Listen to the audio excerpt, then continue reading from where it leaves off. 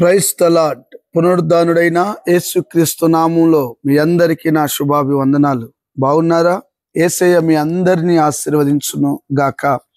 అనుదిన వాత్సల్యత అనునేటి వాక్య ధ్యానాంశాన్ని ఈ ఉదయకాలం ధ్యానించుకుందాం రండి. పరిశుద్ధ బైబిల్ గ్రంథంలో నుంచి యోహాను సువర్తమానం 16వ అధ్యాయము 33వ వాక్య భాగమును నేను చదువుతాను. వీలైతే బైబిల్ తెరిచి వాక్యాన్ని గమనించండి. లోకములో మీకు శ్రమ కలుగును, అయినను ధైర్యము తెచ్చుకునుడి, నేను లోకమును జయించి ఉన్నాను. ఆమేన్.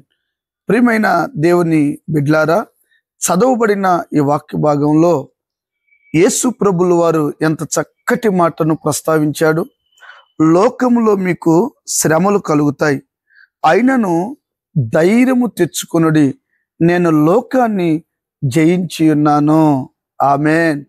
దేవుని బిడ్లారా, దైవ జనాంగమా, ఈ మాటలు వింటున్న నీ కుటుంబంలో ప్రస్తుతం ఎన్నెన్నో శ్రమల మధ్యలో కాపురం చేస్తున్నావా? ఆదరణ లేక, నెమ్మది లేక, సమాధానం లేక, సంతోషం లేక నీ జీవితం శ్రమల వలన వేసారిపోయి విసిగిపోయావా? భయపడాల్సిన అవసరం లేదమ్మా తల్లి, దిగులు పడాల్సిన అవసరం లేదయ్యా తండ్రి. ఓ యవనస్తుడా, యవన బిడ్డ, నీ జీవితంలో చిన్న వయసులోనే ఎన్నెన్నో శ్రమలు వస్తున్నాయని కంగారు పడిపోతున్నావా? బాధపడిపోతున్నావా? దేవుడు ఒక చక్కటి వాగ్దానంతో కూడిన మాట నీతోనే మాట్లాడుతున్నారు. ఈ రోజున ధైర్యంగా ఉండని చెప్పేవాళ్ళు ఎవరైనా కనబడుతున్నారా? ఆదరించే వాళ్ళు ఎవరైనా కనబడుతున్నారా? స్నేహితులు, శ్రేయాభిలాషులు సమృద్ధిగా ఉంటే కనబడుతున్నారు, కానీ కష్టకాలంలో కనపడే నాదుడు లేడుగా. అయినా భయపడాల్సిన అవసరం లేదు. ప్రభువైన యేసుక్రీస్తుల వారు చెప్పారు, లోకములో మీకు శ్రమలు కలుగుతాయి, లోకములో మీకు ఇరుకులు ఇబ్బందులు కలుగుతాయి, లోకములో ఆత్మీయ జీవితంలో ఎన్నెన్నో పోరాటాల మధ్యలో, శ్రమల మధ్యలో నువ్వు నడిపించబడుతూ ఉన్నావు కదా. భయపడాల్సిన అవసరం లేదు. ఎందుకో తెలుసా? నేను లోకాన్ని జయించానని ప్రభు చెప్పాడు. నిజమే కదండి. పరలోకాన్ని విడిచి భూమి మీదకి వచ్చిన యేసు ప్రభుల వారు ఎన్నెన్నో శ్రమలు అనుభవించలేదా? శిలువ మరణం ద్వారా శ్రమలు నీ కొరకు, నా కొరకు అనుభవించాడా లేదా? పిలాతు ఎదుట, రాజుల ఎదుట అతను దోషిగా, దొంగగా నిలబడిన, నేరాలు నెపములు మోపుతున్న మారు మాట మాట్లాడకుండా మౌనంగా నిలబడ్డాడు. నీ కోసం కాదా? నీకు మాదిరి చూపించాలని కాదా? నీలో జీవాన్ని నింపాలని కదా. భయపడొద్దు బిడ్డ. ఎందుకో తెలుసా? ఈ శ్రమలు తాత్కాలికం, ఈ కష్టాలు తాత్కాలికం. మీకు ఒక మాట చెప్పనా? సూర్యుడు వస్తాడు కదా. చీకటి ఎప్పుడు చీకటిగానే ఉంటుందా? ఖచ్చితంగా వెలుతురు వస్తుంది కదా. చీకటిలో ఉన్నవాడు వెలుగును ఖచ్చితంగా అనుభవిస్తాడు. వెలుగులో ఉన్నవాడు అతిశయించడానికి వీల్లేదు, ఎందుకంటే మరలా చీకటి వస్తుంది. అంటే మన జీవితంలో చీకటి, శ్రమలు, వెలుగు, సంతోషం, శ్రమలు, సంతోషాల మధ్యలో మన జీవితం కొనసాగించబడుతుందన్న సత్యం వాస్తవం బిడ్లారా. ఇప్పుడు నువ్వు ఏ శ్రమలో బాధపడుతున్నావు? అప్పులు ఎక్కువైపోయాయి, ఈ అప్పులు తీర్చలేని పరిస్థితిలో ఉన్నానని బాధపడుతున్నావా? రోగం ఎక్కువైపోయింది, ఎన్ని హాస్పిటల్ తిరిగినా నా రోగం బాగోట్లేదని బాధపడుతున్నావా? చెప్పుకోలేక మానసికంగా నువ్వు కృంగిపోతున్నావేమో నాకు తెలియదు, కానీ నా ప్రభు నీతో మాట్లాడుతున్నాడు. అమ్మా, ఓ నా తండ్రి, భయపడొద్దు. ఎందుకో తెలుసా?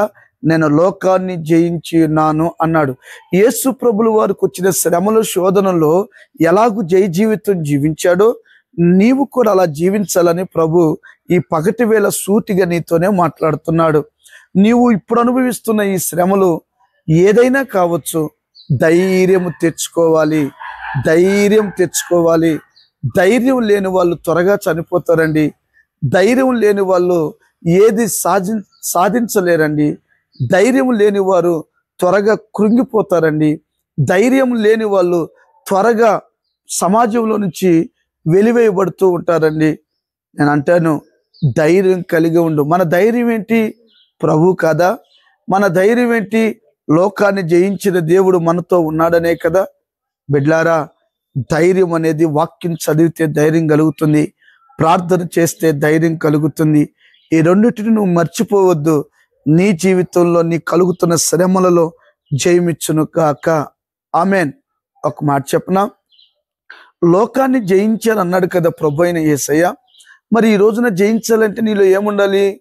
ఎబ్రీ గ్రంథకర్త అంటాడు 11వ అధ్యాయంలో, లోకమును జయించిన విజయము మన విశ్వాసమే. ఆమెన్ చెప్దామా?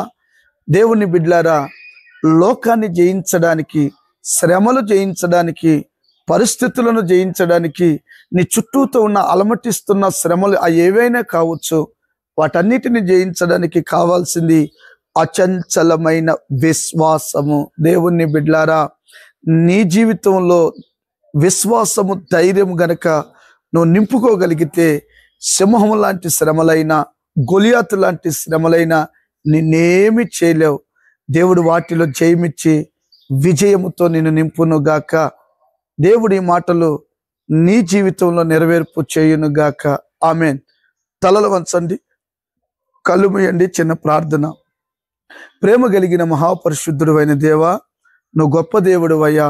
లోకంలో మీకు శ్రమలు కలుగుతాయి, అయినా ధైర్యం తెచ్చుకొని నేను జయించానన్నావు.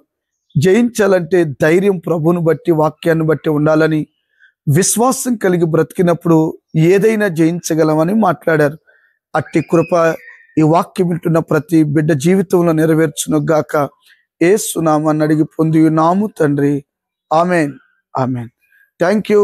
God bless you. దేవుడు మీ అందరినీ ఆశీర్వదించును గాక. ప్రియమైన దైవ జనాంగమా, గమనించండి. అనుదిన వాత్సల్యత ఎవ్రీడే, ప్రతి ఉదయకాలం ఈ వర్తమానాలు వింటున్నారు కదా, అనేకులకు షేర్ చేయండి, బలపరచబడండి, రాకడికి సిద్ధపడండి. దేవుడు మిమ్మల్ని దీవించునుగాక.